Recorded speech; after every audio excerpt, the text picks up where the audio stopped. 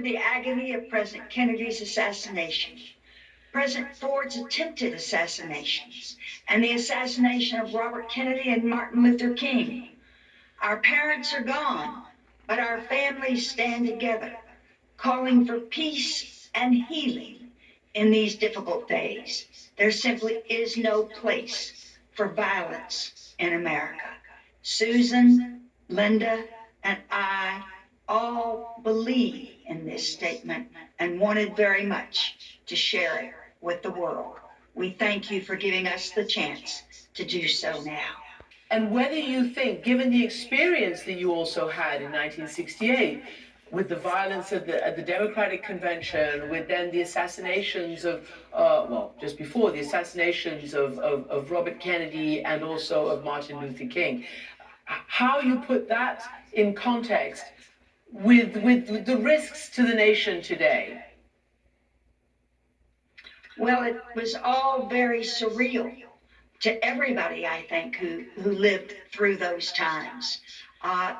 Linda, Susan, and I had a very special prism in that our parents were involved in public life at such a high level. But indeed, I think the 1960s grabbed at the heartstrings of everybody of age, of memory, and they date the events in their lives before and afterwards. I think in many ways we will do the same again. But I think we've got to pull ourselves together as a country and say, how can we come together united as Americans, regardless of our political preferences, and treat each other with respect and with commitment to peace in our time. When historians and everybody tells us that despite the violence, the extreme violence in 1968, it wasn't as politically polarized on a daily and minute-by-minute basis. So do you think that the country can actually use this moment to come together, or is that wishful thinking? I think we must come together.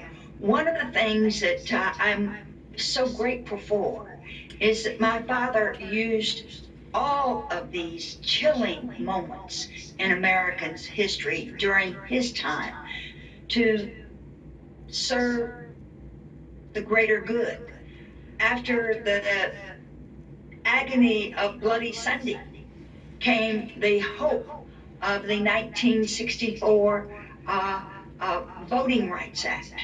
Out of the pain of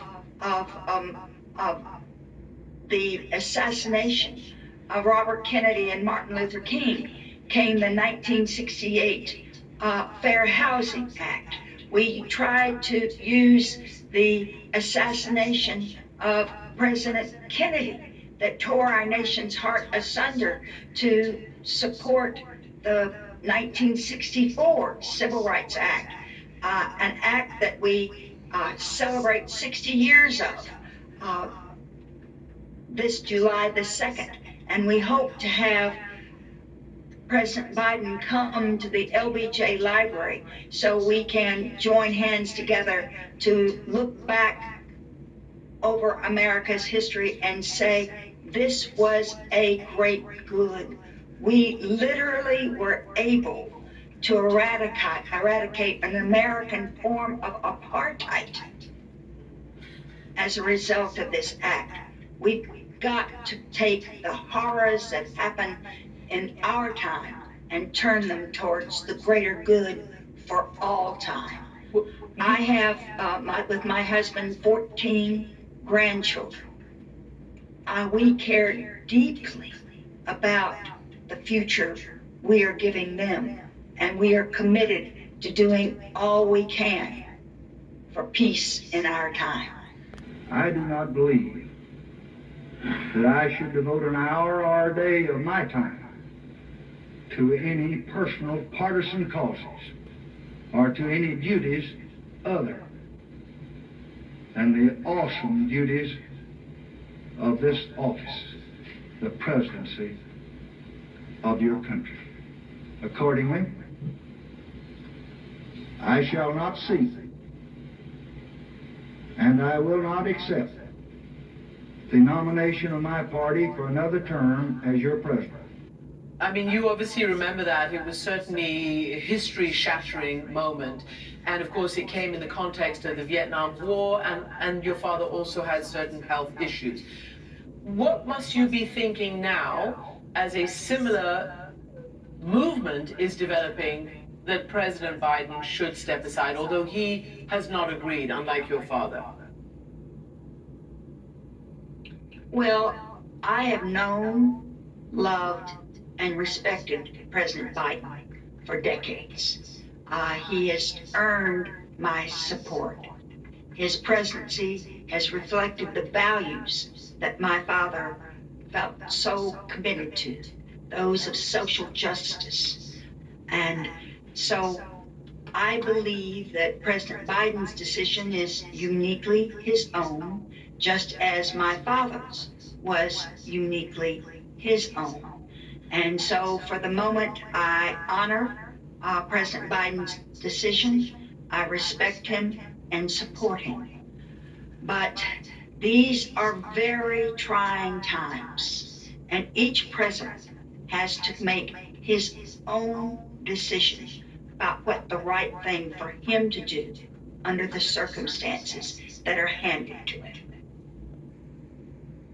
Well, my hope for America is my hope for the tomorrow of all of the world, that somehow we can come together to recognize the good that is in each of us, to celebrate it, to work for it, and stay vigilant for it.